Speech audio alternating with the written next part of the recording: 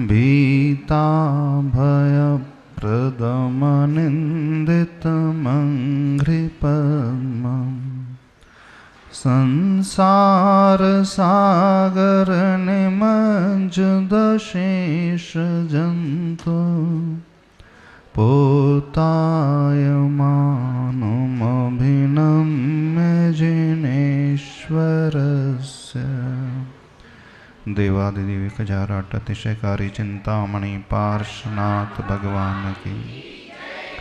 आचार्य प्रवर पूज्य श्री कुमुद चंद्र स्वामी महाराज की। संत श्रोमणी आचार्य भगवान गुरुदेव श्री विद्यासागर जी महाराज की। पूज्याचार्य श्री समय सागर जी महाराज की। जय बोलिए परम पूज्य निर्यापक श्रवण मुनिवर्षि वीर सागर जी महाराज की। समस्त मुनियारिका संघ की। कल्याण मंदिर स्तोत्र। पूज्यवर आचार्य प्रवर श्री कुमुद चंद्र स्वामी जी अथवा सिद्धसेन दिवाकर मुनिराज के द्वारा रचित माना जाता है। ग्रंथ की शुरुआत करें उससे पूर्व पहले उसकी भूमिका समझ लें।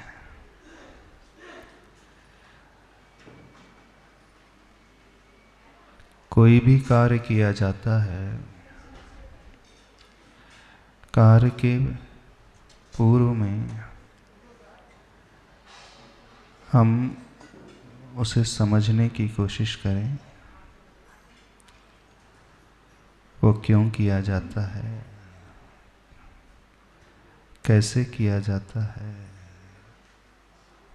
कब किया जाता है, कहाँ किया जाता है।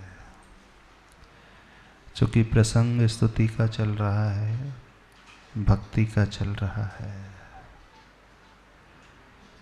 तो भक्ति क्या होती है, भक्ति क्यों होती है, भक्ति कैसे होती है, कब होती है और कहाँ होती है। 5 प्रश्न आपके सामने हमने रखे। इसे ध्यान से सुने और लिख लें। क्या हमने कहा? न सिर्फ भक्ति के लिए, आप चाहे धार्मिक क्षेत्र की बात कर रहे हो अथवा लौकिक क्षेत्र की बात कर रहे हो, जो व्यक्ति इन 5 प्रश्नों को उठाना सीख जाता है वह कभी असफल नहीं होता है। वह व्यक्ति कभी जीवन में भटकेगा नहीं अपने लक्ष्य से। उस व्यक्ति को हमेशा संतुष्टि मिलेगी। उसके मन में कभी ऊहा-पोह ऐसी पैदा नहीं होगी। कई बार ऐसा होता है, लौकिक क्षेत्र में भी होता है। आप बहुत परिश्रम करते हैं लेकिन इन प्रश्नों को उठाए बिना ही करते रहते हैं। आप पैसा कमाते हैं लेकिन आपको पता ही नहीं चलता है कि पूरी जिंदगी निकल जाती है। क्यों कमा रहे हो, किस लिए कमा रहे हो, कैसे कमा रहे हो, कितना कमा रहे हो। ठीक ऐसे ही धर्म के साथ भी होता है। आपको पहला तो ये पता ही नहीं चलता धर्म होता क्या है, धर्म क्यों किया जाता है, धर्म कैसे किया जाता है, कब कब किया जाता है, कहाँ किया जाता है। और जब तक यह ज्ञात ना हो वो लक्ष्य की प्राप्ति होती ही नहीं जिस लक्ष्य को लेकर के हम निकलते हैं। क्यों हम सबके साथ अनंत काल निकल गए इस संसार में भटकते हुए, हमें प्रभु नहीं मिले, हमारी भक्ति नहीं फली। ऐसा नहीं है कि पहली बार आपको जैन धर्म मिला है, पहली बार जैन धर्म मिला। इससे पहले कई बार जैन धर्म मिला है, कई बार तीर्थंकर मिले हैं, कई बार आचार्य गुरुवर जैसे गुरुदेव मिले हैं, लेकिन हर बार पाकर के भी हमने उस मूल तथ्य को समझा ही नहीं और भटकते रहे। तो ये 5 प्रश्न हैं, व्हाट या 5 W's of the life. What, why, which way, when and where. अथवा यदि हम धर्मशास्त्र के अनुसार समझने की कोशिश करें, द्रव्य, क्षेत्र, काल, भाव और भव, वहाँ भी 5 चीजें आती हैं। वो द्रव्य, क्षेत्र, काल, भाव और भव और कुछ नहीं है। इन्हीं 5 प्रश्नों की ओर हमें इंगित किया जा रहा है। जो व्यक्ति किसी भी कार्य के पूर्व में इन 5 प्रश्नों को उठाना सीख जाता है, आप कुछ भी कर रहे हो, आप स्टूडेंट हो, पढ़ाई कर रहे हो, तो इन 5 प्रश्नों को पहले उठाया करो। आप व्रत उपवास कर रहे हो, इन प्रश्नों को उठाना। आप पूजन करते हो, विधान करते हो, आप स्वाध्याय कर रहे हो, अथवा आपने कोई नियम लिया है, कोई त्याग किया है, कोई तप किया है धारण, अथवा आपने कोई बहुत बड़ा दान दिया है, आप स्वाध्याय कर रहे हो, कुछ भी कर रहे हो, XYZ। हम इन प्रश्नों के बगैर सारी क्रिया यदि करते चले जाएं तो उसका रिजल्ट वो नहीं मिलता जो मिलना चाहिए। कई बार ऐसा बहुतों के साथ होता है, वे अपने जीवन में एक नियम ले लेते हैं, लेकिन नियम लेने के पश्चात भी या तो उनका नियम टूट जाता है अथवा नियम में शिथिलता आ जाती है। क्यों वो नियम टूट जाता है अथवा शिथिलता आ जाती है, अथवा कई बार ऐसा होता है वो आपकी लाइफ में एक रूटीन की भांति चलने लगता है और आपको पता ही नहीं चलता कि हम क्या किए जा रहे हैं।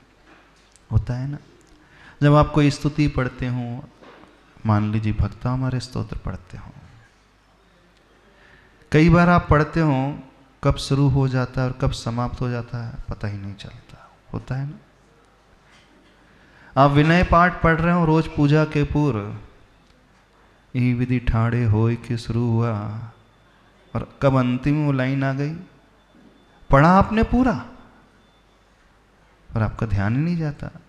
जब पूरा होने को आ गया तब रियलाइज होता अरे खत्म हो गया। होता है ना, नहीं होता। आपने मान लीजिए कोई व्रत लिए हों, कल्याण मंदिर के स्तोत्र के ही व्रत लिए हों, आपने कोई कर्म दहन के व्रत लिए हों,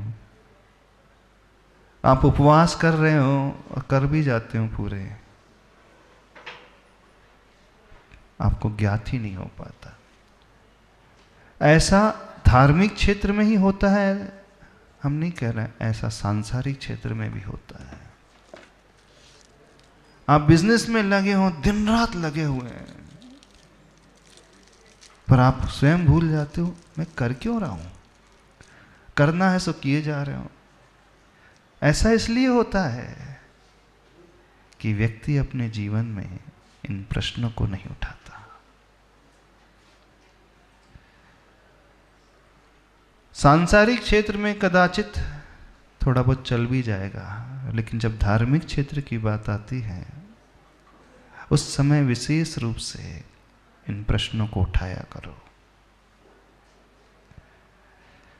और इन प्रश्नों के माध्यम से ही हम अपना विश्लेषण कर पाते हैं, आत्ममंथन कर पाते हैं। और जो विश्लेषण करना सीख जाता है, आत्ममंथन करना सीख जाता है, नियम से मान करके चलना, वो भटकेगा नहीं। वो जो क्रिया करेगा उस क्रिया के पश्चात उसे संतुष्टि मिलेगी। ऐसा व्यक्ति कभी नियम तोड़ भी नहीं सकता, यहां तक कि वह शिथिलता भी नहीं लेकर के आएगा, क्योंकि हर क्रिया के पूर्व में उसके मन में ही प्रश्न उठेगा, आखिर मैं क्यों कर रहा हूं। तो जीवन में इन 5 प्रश्नों में से भी सबसे अधिक महत्वपूर्ण कोई प्रश्न है तो वो है वाय, क्यों। जो व्यक्ति इस क्यों को उठाना सीख लेता है, क्यों के बारे में सोचना सीख लेता है, ऐसा व्यक्ति हमेशा बहुत उच्च दर्जे का होता है। उसकी साधना उच्च क्वालिटी की होगी, अलग ही प्रकार की होगी। उसका धर्म भी बड़ा भावपरक होगा, उसका व्रत, उसका त्याग, उसकी पूजा, उसका स्वाध्याय कभी बिना भटके वाला होगा और भावों से सहित होगा। इसलिए प्रश्न को उठाना सीखो अपने जीवन में। इन 5 प्रश्नों में से भी सबसे महत्वपूर्ण प्रश्न है, जीवन का महत्वपूर्ण प्रश्न है, क्यों। हम इसलिए कह रहे हैं कल्याण मंदिर तो हम पढ़ा देंगे, लेकिन भूमिका तैयार करना बहुत जरूरी है। इस भूमिका के बिना हम जितना भी पढ़ लें, जितनी भी स्तुति कर लें, जितना भी सीख लें, उसकी ज़्यादा कोई वैल्यू नहीं रहेगी। क्योंकि हो सकता है आप में से कई लोगों ने पार्श्वनाथ भगवान की इस स्तुति को पढ़ा भी होगा। हो सकता है कई लोग प्रतिदिन पाठ करते भी होंगे। यह स्तोत्र न सही, लेकिन भक्तामर स्तोत्र का पाठ तो आप प्रतिदिन करते होंगे, करते हैं। लेकिन स्तुति करने के पश्चात भी आपको मिलता क्या है? क्या वो मिल जाता है जिसे सोच करके आप पाठ करते हो? तो प्रश्न उठाना सीखो। ऐसे ही अपनी जिंदगी के साथ भी है, आखिर मैं जो भी कर रहा हूं क्यों कर रहा हूं, जी भी रहा हूं तो क्यों जी रहा हूं। क्या इसलिए पैदा कर दिया माँ बाप ने इसलिए जीना है? नहीं, ये प्रश्न। तो शुरुआत करते हैं, चूंकि प्रसंग भक्ति का है। पहला प्रश्न, भक्ति क्या होती है? क्या कहलाती भक्ति? जानते हो? थोड़ा सा 1-2 कॉर्डलेस दे देना वहां पर। अब हम प्रवचन करने नहीं बैठे हैं, थोड़ा सा आप लोगों के मन में जो प्रश्न उठ रहे हैं उसे भी समझ लेना। कोई हमें बताएगा? आप इतने वर्षों से मंदिर आते हो, इन पार्श्वनाथ भगवान की भक्ति करते हो? भक्ति किसे कहते हैं? खड़े होकर के बताना माइक से। नमोस्तु महाराज जी। भगवान के गुणगान करने को भक्ति कहते हैं। भगवान के गुणगान करने को भक्ति कहते हैं। परिभाषा पूरी सही नहीं। वो भक्ति कब फलती है? सभी लोग गुणगान करते हैं, पर सबको तो नहीं फलती भक्ति। उनके गुणों को पाने के लिए भी भक्ति की जाती है। अब देखो, भक्ति की परिभाषा पहले क्या है उसे समझो। भाव शुद्धि युक्त पूज्य पुरुषेषु अनुराग, अर्थात भावों की शुद्धि से सहित पूज्य पुरुषों में अनुराग होना, यह भक्ति कहलाती है। भक्ति में अनुराग सबसे महत्वपूर्ण होता है, राग का भाव। भक्ति शब्द जो बना है भक्त से, और भक्त का अर्थ होता है जुड़ना, टू यूनाइट विद समवन, जुड़ जाना। पर कैसे जुड़ना, कैसे अनुराग करना? भावों से शुद्ध होते हुए उस व्यक्ति से अनुराग नहीं करना, उस व्यक्ति के गुणों से अनुराग करना। तो जहां अनुराग होगा वहां भक्ति होगी, और जहां अनुराग नहीं होगा वहां भक्ति की सिर्फ क्रिया होगी। अंतर समझना क्या होता है? भक्ति की क्रिया और भक्ति में क्या अंतर होता है? मंदिर में आकर के जो रोज पूजन कर रहे हैं, स्तुति पढ़ रहे हैं, उसमें अधिकांश लोग सिर्फ भक्ति की एक्टिविटी करते हैं, क्रिया करते हैं। क्रिया में व्यक्ति एक मशीन की भांति होता है,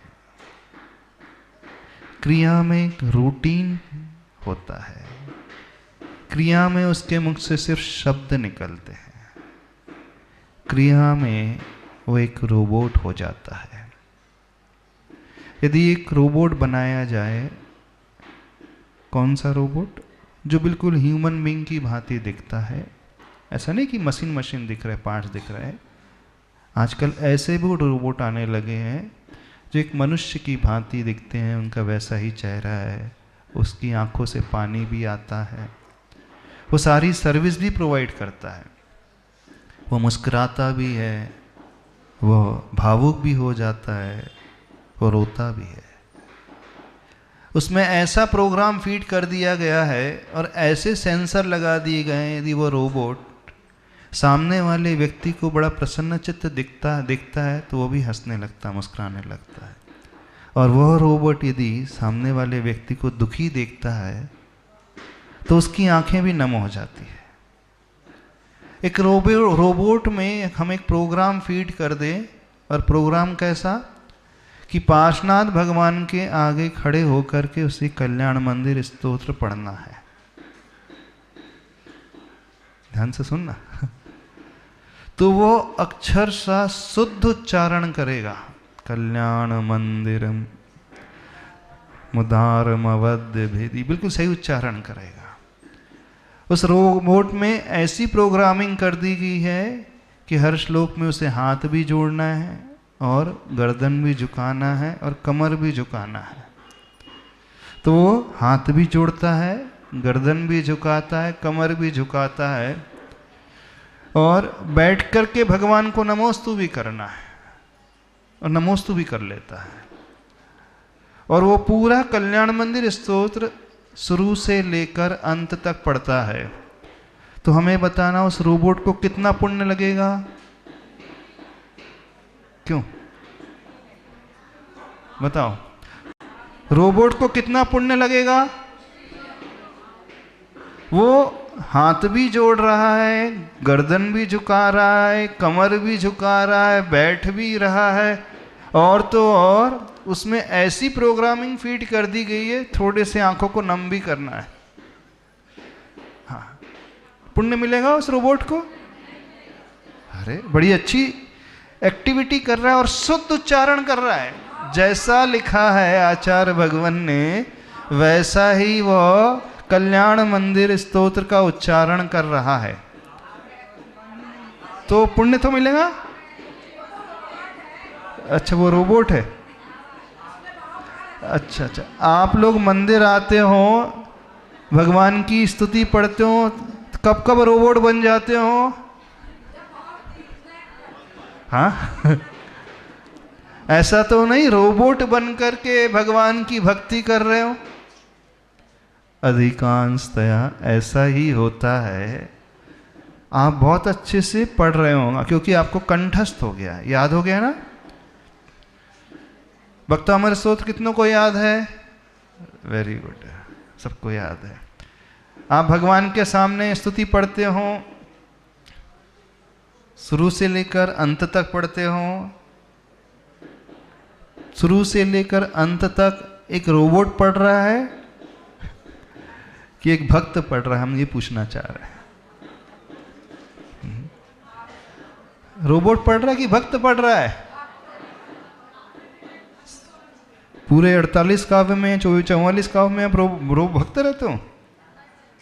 हार्डली 1-2 काव्य में आप भक्त रहते हो, बाकी 42-43 काव्य में तो आप रोबोट बन जाते होंगे, नहीं बन जाते कि नहीं? कई बार जो है 2 टाइम्स स्पीड में हो जाता है। कैसे किसी के प्रवचन मोबाइल में सुनना है ना, तब उसकी स्पीड 1.5 टाइम्स कर देते हैं, 1.25 टाइम्स कर देते हैं, अथवा 2 टाइम्स कर देते हैं ना। 1 घंटे का प्रवचन हम आधे घंटे में सुन लेते हो, अथवा 40 मिनट में सुन लेते हो, स्पीड बढ़ा करके कर लेते ना। हाँ, अथवा तो कई बार आपकी स्तुति भी कैसी हो जाती है, रोज मान लीजिए 20 मिनट लगते हैं, तो कभी 15 मिनट में भी समाप्त हो जाता है, कभी 10 मिनट में भी हो जाता है। यानी स्पीड आपने 1.5 टाइम बढ़ा दी, अथवा डबल आपने स्पीड कर दी। जब स्पीड आपकी डबल हो जाती है तो भाव भी डबल हो जाते हैं, कि भाव और रिड्यूस हो जाते हैं। तो समझे इस बात को। पहला प्रश्न है, भक्ति क्या कहलाती है? तो भक्ति में जो सबसे प्रमुख बात है वो क्या बात है? अनुराग होना चाहिए। अब पार्श्वनाथ भगवान की भक्ति कर रहे हैं, यहाँ भक्ति करने के लिए आते हैं, दर्शन करने के लिए आते हैं। कितनों को प्रभु से अनुराग है? अनुराग का अर्थ जानते हो? अंदर की लगन, चाहत। कितने लोग भगवान को चाहते हैं? आप लोग स्तुति करते हो नियम पूरा करने के लिए, क्योंकि आपने नियम लिया है ना, रोज पाठ करना है, तो पाठ पूरा करने के लिए आप कर जाते हो। कितनों का नियम है रोज भक्तामर पढ़ने का, कल्याण मंदिर पढ़ने का, कोई एक स्तोत्र पढ़ने का, बिना कोई दोष लगाए प्रतिदिन पढ़ते हो? रोज पढ़ते हो? क्यों पढ़ते हो? आपने चूंकि नियम लिया है महाराज जी से, इस कारण पढ़ते हो, है? तो बहुत सारे लोग भगवान की पूजा, भगवान की स्तुति, भगवान की भक्ति इसलिए करते हैं क्योंकि उन्होंने नियम ले लिया है। पर भक्ति कैसे होती, क्यों होती है, क्या होती है?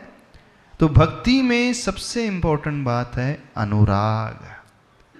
जहां अनुराग होता है वहां अंदर से वो भाव उत्पन्न हो जाता है। अनुराग में अपने आप भाव लगेगा। अब उदाहरण देखना, माँ का अनुराग बेटे से होता है ना। तो जब वो बेटे को भोजन करा रही है, कुछ कार्य कर रही है, तो अंदर से होता है, औपचारिकता तो नहीं होती ना औपचारिकता। तो अनुराग है आपका भगवान से। भगवान से अनुराग का अर्थ है भगवान के गुणों से अनुराग।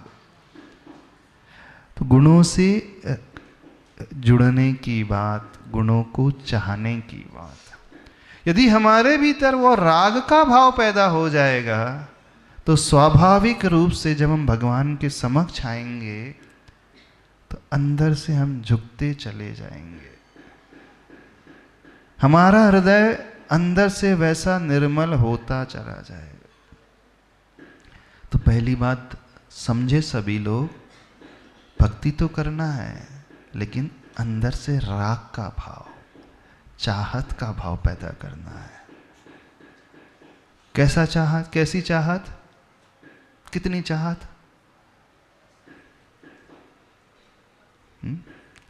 मरने वाला कोई जिंदगी चाहता हो जैसे। कैसी? जैसे वो मछली तड़पती है पानी से निकलने पर। कभी मछली को देखा? यदि मछली को पानी से निकाल दिया जाए तो क्या स्थिति होती है मछली की? उछलने लगती है, वो तड़पने लगती है। आप विनय पाठ में एक पंक्ति पढ़ते हैं ना, तुम बिन मैं व्याकुल भयो जैसे जल बिन मीन। कितनों को व्याकुलता होती है प्रभु के बिना, तड़पन होती है प्रभु न मिले तो।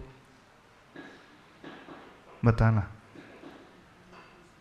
आपको तो शोर लग जाए 10 दिन का अथवा सूतक लग जाए, पातक लग जाए तो बड़ा रिलैक्स हो जाते, बोले 10 दिन अब टेंशन फ्री है, अब सवेरे उठ करके नहीं जाना है, अब तो अच्छा सोएंगे, लंबा सोएंगे, है ना। रोज़ सवेरे 6 बजे से जाना पड़ता है अभिषेक करने, दर्शन करने।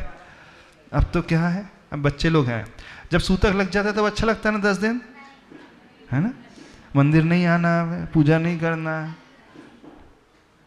अच्छा, जिस दिन मंदिर नहीं मिलता है उस दिन आकुलता व्याकुलता होती है। कितनी आकुलता हो रही है, उस मछली जैसी आकुलता होती।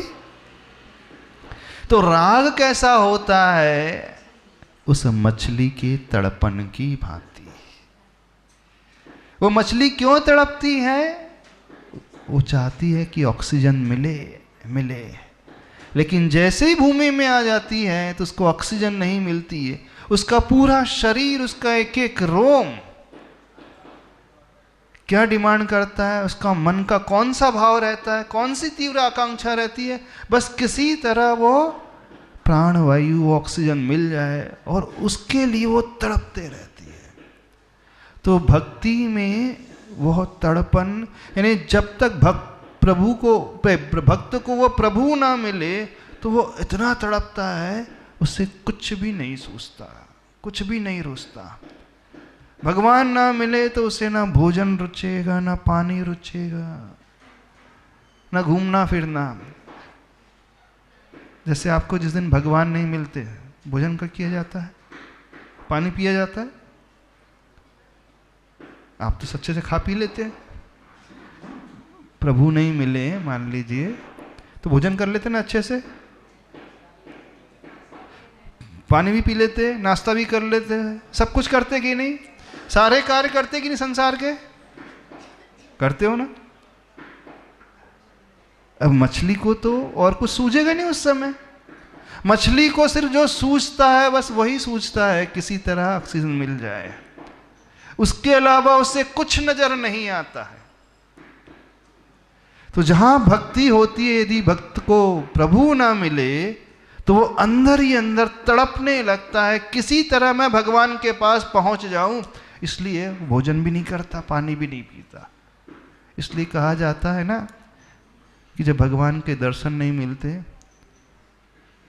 तो पानी भी नहीं पीना, भोजन भी नहीं करना। वो क्यों कहा गया? वो नियम नहीं बनाया गया। जो भगवान का भक्त होता है उसे अच्छा लगता ही नहीं खाना पीना, वो खाता ही नहीं इसलिए। पर आप लोगों ने क्या समझ लिया, भगवान के दर्शन के बिना हम भोजन नहीं करेंगे। वहाँ उद्देश्य कुछ और था लेकिन बन कुछ और गया वो। अब सबने क्या नियम बना लिया, जब तक प्रभु के दर्शन नहीं मिलेंगे तो पानी भी नहीं पीना। कईयों का नियम होगा ना, भगवान के दर्शन के बिना वो पानी भी नहीं पीते। कितनों का नियम है? क्यों नहीं पीते, कारण को समझना।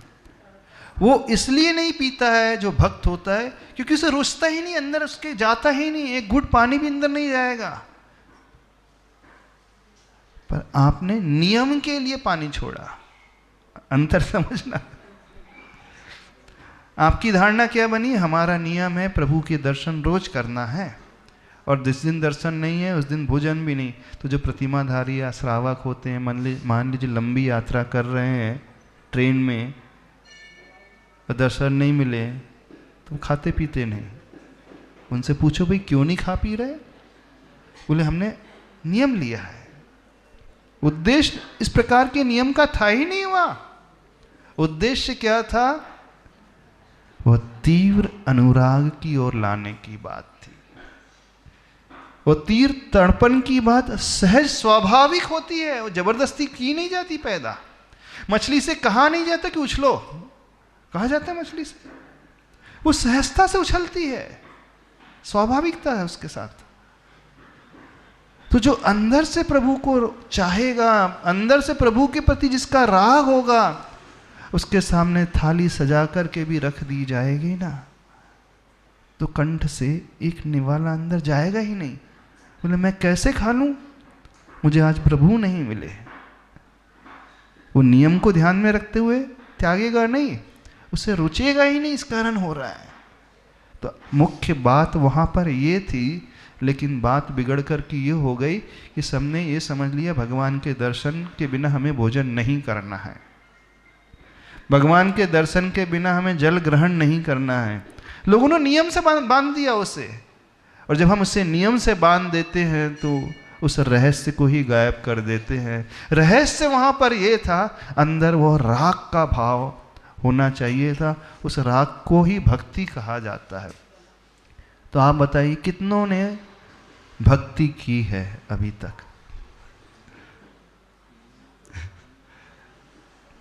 बताइए कितनों ने भक्ति की है? हाँ हाँ, माइक लेके बोलना, थोड़ा सा आवाज अच्छी आ जाएगी। हाँ नहीं घबराओ नहीं, आपके माध्यम से सबको डाउट क्लियर हो जाएंगे, क्योंकि प्रश्न तो सबके रहते हैं, सब पूछ नहीं, खड़े होकर के पूछना। महाराज जी नियम का पालन कर रहा तो उसको पुण्य तो लग रहा है। हाँ बिल्कुल लग रहा है, किसने निषेध किया पुण्य नहीं लग रहा? तो यही तो अनादिकाल से होता आया है। हमने कई बार जैन धर्म में जन्म लिया, कई बार भगवान की पूजा की, भगवान की भक्ति की, नियम को निभाया और पुण्य कमाया, फिर भी संसार में भटकते रहे। बोले क्यों भटके? बोले आपने सिर्फ नियम का पालन करने के लिए सारी क्रिया की। तो आप कहोगे कि महाराज नियम लेना चाहिए कि नहीं लेना चाहिए? नियम तो लेना चाहिए, पर नियम मैं पूरा करूं इसलिए कार्य कर रहा हूं, ये उद्देश्य नहीं होना चाहिए। नियम किस लिए लिया गया है? कि मेरी तड़पन दूर ना हो जाए, उस उद्देश्य को ध्यान में रखते हुए नियम की बात आई थी। लेकिन वहां सब कुछ गोलमोल हो गया, जो मूल थी वो बात ही गायब हो गई। तो मूल में बात क्या है? तुम बिन मैं व्याकुल भयो जैसे जल बिन मीन। यानी भक्ति में क्या होता है? व्याकुलता होती है, भगवान ना मिले तो व्याकुलता होती है, तो उसकी आंखों में आंसू भी आ जाते हैं। उसका मन कहता ही कि नहीं कि मैं पानी पीऊं, भोजन करूं, उसे फिर संसार अच्छा ही नहीं लगता है। हाँ, उसे घूमना फिरना अच्छा नहीं लगेगा, उसे बार बार भगवान भगवान ही याद आएंगे, पार्श्वनाथ भगवान ही दिखेंगे। तो आपको भगवान भगवान याद आते हैं जिस दिन दर्शन नहीं मिलते हैं? आप दूसरे कार्य में व्यस्त हो जाते हैं। हाँ, कॉर्डलेस दे दो वहां पे, समझना। अंतर समझने की कोशिश करना, क्या हो रहा है।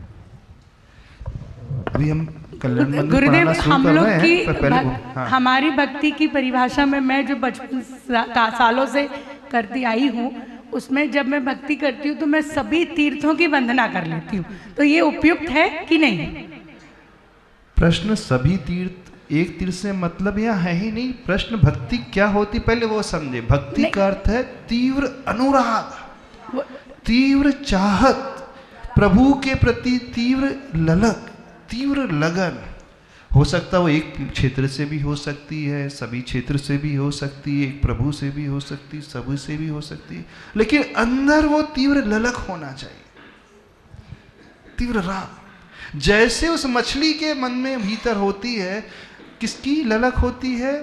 उस ऑक्सीजन की, किसी तरह मिल जाए, किसी तरह मैं पानी में पहुंच जाऊं, इसलिए वो तड़पती है, बिल्कुल तड़पती है।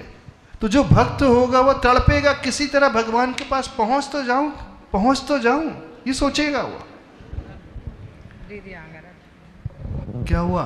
हाँ, सब तक डिस्ट्रीब्यूट कर दो, पुस्तक वापस नहीं लेना किसी, कम पड़ रही है। हाँ, तो विषय को समझो आप लोग। हम पढ़ा देंगे, उच्चारण करा देंगे, घबराना नहीं, पर महत्वपूर्ण भूमिका होती है। तो सोचिए, बताइए, इतने वर्ष हो गए आपको मंदिर आते आते, इतने वर्ष हो गए आपको पूजा करते करते, अंदर से भक्ति हुई भी कि नहीं हुई? हाँ बच्चे लोग बताओ, भक्ति होती है? भक्ति? अच्छा, आप सबसे ज़्यादा किसे चाहते हो घर में? मम्मी को? हाँ। अच्छा, मम्मी को ज़्यादा चाहते हो कि भगवान को ज़्यादा चाहते हो? किसको ज़्यादा चाहते हो? मम्मी कि पापा कि चॉकलेट कि आइसक्रीम कि भगवान? बताइए कौन चाहता, किससे सबसे ज़्यादा चाहते हो? सही सही बताओ, सबसे पूछ रहे हैं। आपकी भक्ति जो है अभी बच्चों के प्रति, माता पिता के प्रति, चॉकलेट के प्रति, आइसक्रीम के प्रति, और इनकी भक्ति पुरुषों की पैसों के प्रति। आशीष सही है ना? बिल्कुल सही। यानी दुकान ना मिले तो व्यक्ति तड़पने लगता है, दुकान बंद हो जाए तो तड़पन होने लगती है, होती है कि नहीं? जब मार्केट बंद था तो देखना कैसा शटर के बाहर ही बैठ जाता था, थोड़ी खोलता था फिर बंद कर लेता था, फिर खोलता था फिर बंद कर लेता था। होते था कि नहीं ऐसा? भगवान के साथ ऐसा होता? भगवान के दर्शन नहीं मिल रहे, किसी तरह मैं भगवान के पास पहुंच जाऊं। ऐसा कब होता था? आचार्यश्री के साथ होता था। जब आचार्यश्री के दर्शन करने जाना हो और दर्शन नहीं मिल रहे हो तो लोग दौड़ते कूदते फांगते, किसी तरह गुरुजी की एक छवि मिल जाए। सारे प्यारे ग्रुप वाले भगाते रहते हैं, लेकिन वो कहीं ना कहीं से कूद फांद करके पहुंच ही जाते। होता था ना ऐसा? तो ये गुरुजी के प्रति होती थी भावना, आचार्यश्री के प्रति भावना होती थी ना। बोले किसी तरह हम आचार्यश्री तक पहुंच जाए, चौके में किसी तरह एक ग्रास दे ले। तो जो लड़ाई होती थी आहार देने के लिए, एक ग्रास देने मिल जाए, वो कहलाती भक्ति। यानी भक्ति में वो लड़ने को भी तैयार हो जाए, भक्ति में वो गाली खाने को भी तैयार हो जाता है और झापड़ भी खाने को तैयार हो जाता है। क्यों टोनी भैया, सही बोल रहे कि नहीं? हाँ, कोई मारे तो, कोई मार दे तो झापड़ भी खा लेता है। बोले झापड़ खा लेंगे तो खा लेंगे, कुछ नहीं होता है। किसी के पैर लाज भी पड़ जाए तो चल जाता है। बोले एक किसी तरह एक ग्रास देने मिल जाए, और वो घुस ही जाता था अंदर। वो ये नहीं देखता मैं करोड़पति हूँ, मैं इतनी दूर से आया हूँ, मैं घर में किसी की नहीं सुनता हूँ और गुरुजी के पास एक छोटे से बच्चे की भी सुन लेता हूँ। यानी वो बच्चों की भी सुनने को तैयार हो जाता, वॉलेंटियर्स की भी सुनने को तैयार हो जाता, गाली खाने को भी तैयार हो जाता है। लेकिन अंतर में क्या भाव होता है? किसी तरह गुरुजी के चरण को मैं छू ही लूँ, है ना। जब चलते थे आचार्यश्री तो हाथ कैसे न कैसे करके डाल ही देता था, छू लेता था। तो ये जो तीव्र ललक थी कि गुरुजी के चरण छू लूँ, गुरुजी को एक ग्रास आहार दे लूँ, वो कहलाती है भक्ति।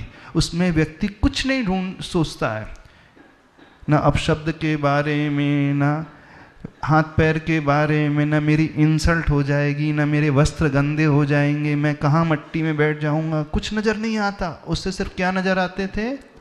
आचार्यश्री आचार्यश्री नज़र आते थे। तो जैसे आचार्यश्री के लिए व्यक्ति एकदम पागल जैसा हो जाता था ना, तो भक्ति में व्यक्ति एकदम पागल जैसा हो जाता है। भगवान ना मिले तो उसे कुछ सूझता ही ना हो, तो वो कहलाती है उस मछली की भांति जो तड़पन होती है भक्ति। अब आप में से कितनों को ऐसी तड़पन हुई पार्श्वनाथ भगवान के बिना? हाथ खड़े करें।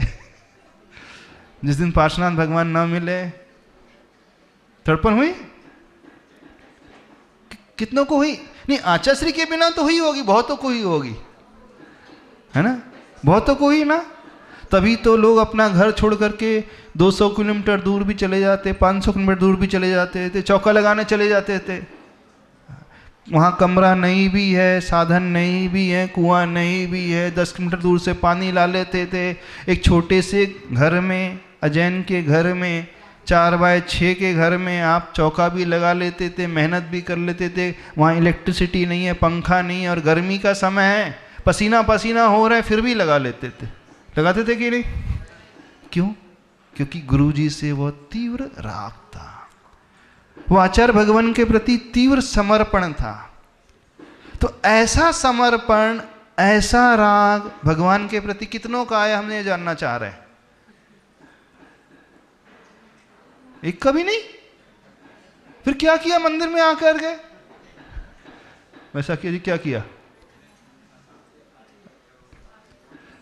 अब इसके बिना यदि जो हो रहा है तो जानते वो क्या हो रहा है? वो भक्ति की क्रिया हो रही है।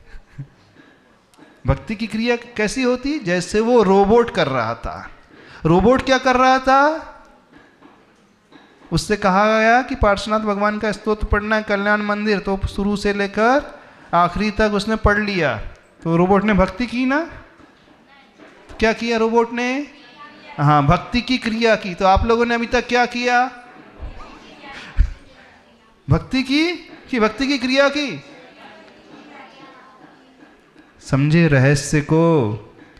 तो अभी तक प्राय हम सब जो है भक्ति की क्रिया तो बहुत बार कर चुके हैं, लेकिन भक्ति अंदर से नहीं की। अब जब हम इसे समझ लेंगे तो फिर हमें दूसरों से कहना नहीं पड़ेगा कि भगवान की भक्ति करो, आप स्वतः ही करने लग जाओगे। तो भक्ति की परिभाषा समझ में आ गई? भाव शुद्धि युक्त अनुराग। किससे अनुराग करना? पूज्य पुरुषेषु गुणेषु, पूज्य पुरुषों के गुणों में अनुराग होना चाहिए। अब आप लोग में से कई लोग हैं ऐसे जो भगवान से अनुराग तो करते हैं, नहीं, भगवान की मूर्ति को चाहते हैं, उनके मूर्ति के प्रक्षाल करते हैं, करते हो ना? कपड़ा लेकर के, छन्ना लेकर के अच्छे से प्रक्षाल करते हैं। अथवा जैसे कुंडलपुर जाते हो बड़े बाबा के दर्शन करने, अभिषेक करने, तो क्या होता है वहाँ जा कर के? किसी तरह बड़े बाबा के चरण छू लेने के भाव आ जाते हैं, अभिषेक के भाव आ जाते हैं। तो वो जो अनुराग हुआ किससे हुआ? बड़े बाबा से, बड़े बाबा की मूर्ति से हुआ। अभी किससे अनुराग हो रहा है? बड़े बाबा की मूर्ति से। अब मूर्ति से अनुराग होना यह भी भक्ति नहीं है। किससे अनुराग हो करना है हमें? भगवान के गुणों से अनुराग करना है। थोड़ा भी गहरी बात हो गई है। अच्छा, एक बात हम आपसे पूछे, आप आचार्यश्री को चाहते थे कि आचार्यश्री के गुणों को चाहते थे? हाँ, क्यों टोनी? हाँ बोलो, प्यारे ग्रुप वाले जितने हमसे पूछ रहे हैं। आचार्यश्री को चाहते थे, आचार्यश्री के चरणों को चाहते थे, आचार्यश्री के चेहरे को चाहते थे, उनकी अंजलि को चाहते थे, उनके संपूर्ण शरीर को चाहते थे कि उनके गुणों को चाहते थे? किसे चाहते थे? शायद सोचा ही नहीं होगा अभी तक। हाँ, आज तक ध्यान ही नहीं दिया ना। हाँ, बस आचार्यश्री अच्छे लगते थे, बस ये अच्छा लगता था। आचार्यश्री सुंदर दिखते थे, ये अच्छा लगता था। बताओ तो सही, क्या लगता था? आचार्यश्री के चरणों को चाहते थे कि आचार्यश्री के गुणों को चाहते? गुणों को। कौन से गुण को चाहा आपने? चलो पूछ रहे, कौन से गुण को चाहा? जिन्होंने कहा कि हम आचार्यश्री के गुणों को चाहते थे, कौन से गुणों को चाहा था आपने? माइक लेके बोलना, थोड़ा सा हम समझे तो सही। आज आपकी भक्ति को हम समझने की कोशिश कर रहे हैं।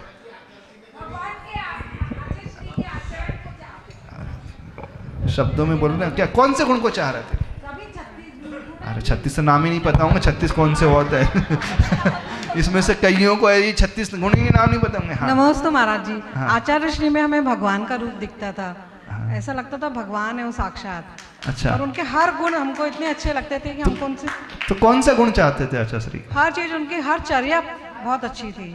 जैसे कि उनकी आहारचर्या, इतना त्याग करने के बाद भी इतने खुश रहना, तो यानी आचार्य की निष्प्रहता को चाहते थे आप। हाँ, और क्या सब चाहते? जीवों के ऊपर इतनी करुणा, अच्छा, उनकी सब करुणा जीवों देख के प्रति जो उनकी करुणा की भावना थी वो चाहते थे। और उनका हर, बता नहीं सकते हम इतना। अच्छा, बता नहीं सकते। हाँ, इतनी उनमें शब्द नहीं है हमारे पास कि हम हाँ, नहीं, जिसे हम बहुत चाहते हैं उसके लिए शब्द नहीं फूटते, फिर अंदर ही अंदर से आंसू फूटने लगते हैं, ऐसा। यानी शब्द नहीं, आप हमारे भाव समझो। शब्द नहीं है लेकिन ये शब्द ही नहीं है उनके लिए ये कुछ कहने के लिए। नहीं, शब्द नहीं, हम अब शब्द नहीं फूट पा रहे हैं, आप तो समझो, बस अंदर ही अंदर, वो अंदर की बात है। नहीं, अंदर की क्या है? हाँ, सत्य यही है, जिसके प्रति भक्ति होती है उसके प्रति कुछ शब्द भी नहीं फूटते। हम शब्दों से बखान नहीं कर पाएंगे हम क्या चाहते हैं, लेकिन बस चाहते हैं। हो सकता है कि कोई व्यक्ति शब्द के माध्यम से न कह पाए कि आचार्य श्री की करुणा थी, आचार्य श्री की अहिंसा थी, आचार्य श्री का सत्यव्रत था, आचार्य श्री का ब्रह्मचर्य था, आचार्य भगवान का आशीर्वाद था, आचार्य भगवान का क्या क्या था, त्याग था, उनकी तपस्या थी, उनका ज्ञान था, उनकी श्रद्धा थी। ठीक है, अब भगवान की बात आ गई, पार्श्वनाथ भगवान। ठीक है, पार्श्वनाथ भगवान में क्या चाहते हो? अपन कल्याण मंदिर स्तोत्र पढ़ रहे हैं ना? कौन सा स्तोत्र पढ़ रहे हैं, जा रहे हैं अपन? कल्याण मंदिर स्तोत्र किसका है, किसके लिए भक्ति की गई है? पार्श्वनाथ भगवान के लिए। हाँ, तो आप पार्श्वनाथ भगवान की प्रतिमा को चाहते हो कि उनके गुणों को चाहते हो? क्या चाहते हो? दोनों? इतनी तपस्या की जो उन्हें तपस्या, दोनों चाहते हो? हाँ, न गुण न धार्मिको धार्मिक है बिना, धर्म न धर्मो धार्मिक है बिना, धर्म जो है धार्मिक के बिना नहीं होता है, गुण जो है गुणी के बिना नहीं होता है।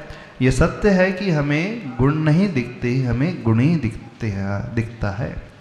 हमें अंदर की क्वालिटीज़ नज़र नहीं आती हैं, हमें उसका बाहर का रूप दिखता है। सत्य तो यही है, हमें व्यक्तित्व नहीं, हमें व्यक्ति नज़र आता है, पर्सनैलिटी नहीं, पर्सन नज़र आता है। तो हमें गुण नहीं, गुणी नज़र आते। तो बाहर से तो यही होगा कि हम उस गुणी को चाह रहे हैं, लेकिन अंदर से क्या भाव? उसके गुण को। तो पार्श्वनाथ भगवान के कौन से गुण को चाहते हैं आप लोग बताओ? जिन्होंने कहा हम पार्श्वनाथ भगवान को बहुत चाहते हैं, पार्श्वनाथ भगवान के प्रति बड़ी गहरी श्रद्धा है ना? श्रद्धा है ना सबकी? सबसे ज़्यादा मन कौन से भगवान के दर्शन करने में लगता है? बताओ, मंदिर में कौन से भगवान सबसे अच्छे लगते हैं? चंद्रप्रभु भगवान है, आदिनाथ भगवान है, महावीर भगवान है, कमाऊरी भगवान है, पार्श्वनाथ भगवान है। कौन से भगवान सबसे ज़्यादा मन लगता है बताओ? पार्श्वनाथ भगवान में। क्या अच्छा लगता है? फण अच्छा लगता? भगवान का फण अच्छा लगता? नहीं तो क्या अच्छा लगता? सफ़ेद रंग अच्छा लगता? तो आंखें अच्छी लगती भगवान की। क्या अच्छा? पार्श्वनाथ भगवान का क्षमा भाव जो उन्होंने 10 भव तक मटके जीव के प्रति रखा। हाँ, तो भगवान की वह साधना, समता की साधना, उस जीव को क्षमा किया, उसके वैर को हृदय में नहीं लिया। दिखता है? इस दृष्टि से भगवान को देखने की कोशिश करें। तो जब हम इस दृष्टि को लेकर के आएंगे तो स्वतः ही अनुराग उनके प्रति उत्पन्न होने ही लगेगा। अभी क्या होता है, प्राय सबके साथ होता है, जब वो मंदिर आता है तो वो सिर्फ मूर्ति को दर्शन करके चला जाता है ना? भगवान सफ़ेद रंग की है। कौन से भगवान है? कौन से रंग की भगवान है? वाइट कलर के ना? मार्बल के हैं ना?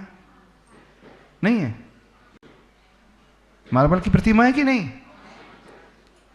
वाइट कलर की है कि नहीं, कि क्रीम कलर की है? हाँ, वाइट कह दो, ऑफ वाइट कह दो, क्रीम कह दो, कुछ भी कह दे। प्राय जब भी व्यक्ति मंदिर आता है तो वो सिर्फ प्रतिमा के दर्शन करके चले जाता है, उसकी दृष्टि गुणों की ओर जाती है, कम जा पाती है।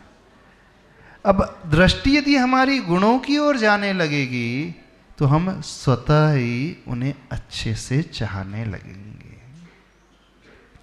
तो भक्ति समझ में आई क्या कहलाती है? भाव की शुद्धि से सहित होकर के पूज्य पुरुषों के गुणों में अनुराग करना। उदाहरण क्या है? मछली का। कौन सा उदाहरण है?